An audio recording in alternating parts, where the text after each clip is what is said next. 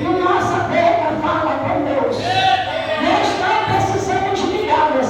Quem precisa de migalha é aqueles que não aceitam Jesus, que não quer ser servo do Senhor Altíssimo. Esses assim, esse vive da migalha do pastor, da migalha do diácono, da migalha do missionário, da migalha do irmão, da migalha do irmão, porque o irmão olha e fala: Senhor, tem misericórdia do fulano, Senhor, tem misericórdia desse croma, Senhor, guarda ele, livra eles, ó Deus, pela tua misericórdia, porque o salmista Davi escreveu que se não fosse a misericórdia do Senhor sobre as nossas vidas, nós já teríamos sido consumidos.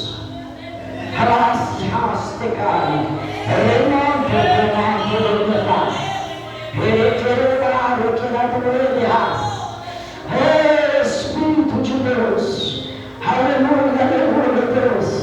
Eu creio que nessa noite você veio aqui para adorar o Senhor, porque a partir do momento que você tira para adorar o Senhor, no momento em que você está adorando, automaticamente o Senhor olha, Ele te contempla, Ele contempla a tua alma, Ele contempla o teu coração, Ele contempla o teu espírito, e Ele fala com Ele mesmo: é momento de eu começar a agir nesta vida, há momento de eu começar a libertar a família, há momento de eu começar a trabalhar, porque quando o Senhor começa a trabalhar e que nós agimos, o Senhor arranca da cinza, o Senhor arranca do pó, o Senhor arranca do tráfico, o Senhor arranca da prostituição, o Senhor arranca do homossexualismo, o Senhor arranca do lesbianismo, e o Senhor traz para fazer a obra do Senhor.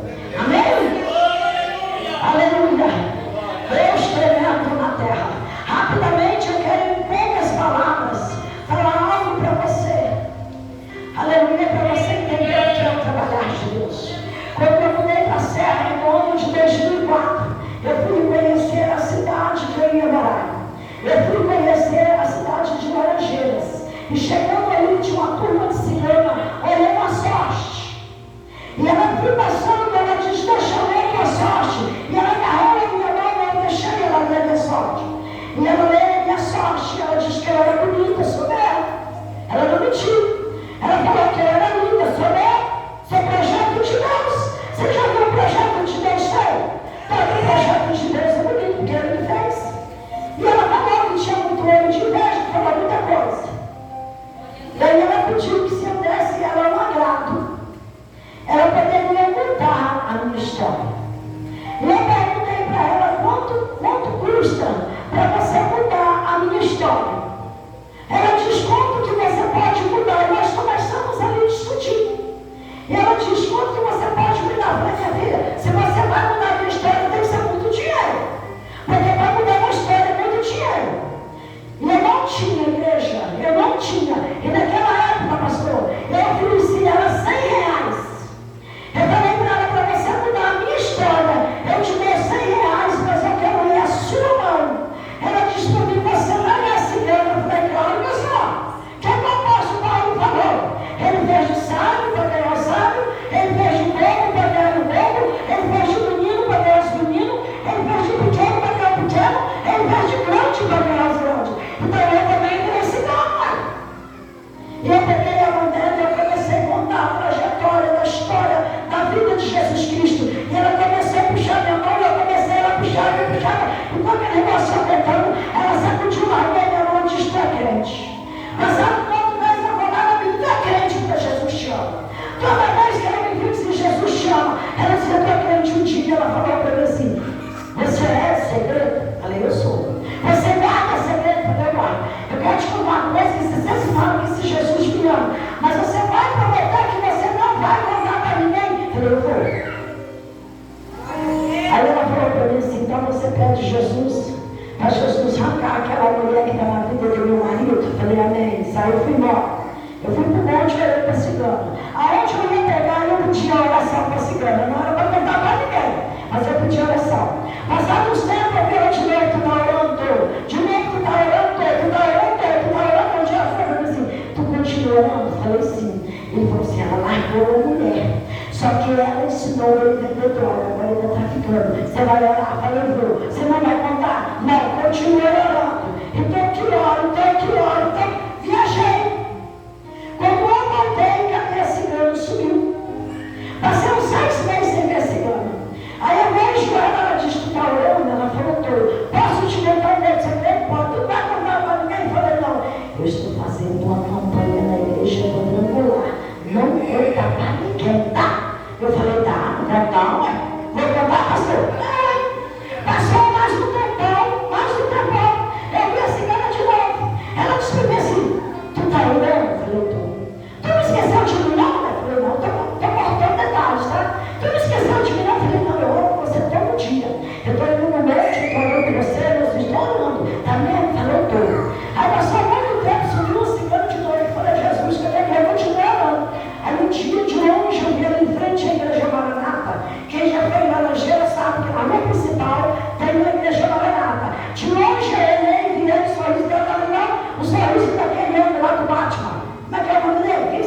você mais. Porque sorrisão assim. E ela olhou para mim e ela disse assim: tu tem orado por mim? Eu falei: eu tenho. Tu está orando mesmo? Eu falei: eu tenho. Ela estendeu a mão e ela disse: então hoje eu posso te dizer a paz do Senhor Jesus. É lindo demais. Uma cigana estender a mão e me dar a paz do Senhor por causa da oração de uma tão pequenininha quanto eu e um povo tão pequenininho quanto me ajudou a orar por aquela cigana. Um dia eu vim para Linhares ajudar o pastor dele em alguma igreja em Coronel. Fiquei por aqui, o meu filho falou: mãe, eu vou pegar o bebedouro, você vai comigo? Eu falei: eu vou falar com o pastor porque é dia de culto. Meu filho falou assim: se você não for comigo, eu não vou pregar para você quarta-feira que vem. Eu falei: meu filho, isso se chama chantagem. Ele falou: isso se chama negociação. Aí eu liguei para o pastor daí e ele falou: vai lá com ele, pode ir. Aí ele me pegou perto da igreja matriz e nós fomos para o bebedouro. Chegou no bebedouro, uma igreja, pastor, lotada. Sabe o que é a igreja lotada? Que tinha gente lá fora, mas a igreja era menor do que essa. E tinha uma mulher que cantava assim: tá sofrendo mal, filho, tá chorando mal, filho, você vai de céu. Aí ela me viu, ela parou, eu falei: continua. Ela continuou, quando eu me levou, quando ela terminou, ela falou: eu não sei nem o nome dela. Pastora, sabe por que hoje eu estou com o microfone cantando? A pastora falou: não. Ela falou: levanta, eu falei: levantei. Ela falou: um dia eu levou desta mulher, mas esta mulher levou a minha mão. Ela decanteou mais. Ela decanteou, porque eu preguei para ela um Jesus que já tinha mudado a minha história e poderia também mudar a história dela. Aleluia. Ela disse que ela tinha saído da banda do cigano. Ela estava na presença do esposo e dos filhos. Isso é muito lindo, irmãos.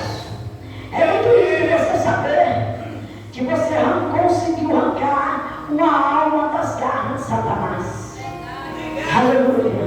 Amanhã eu vou contar para vocês que me deram 3 tiros na minha testa de uma 12. E eu estou aqui, não tenho uma marca. Amém? Aleluia. Irmãos, nós estamos com um trabalho de cura e libertação.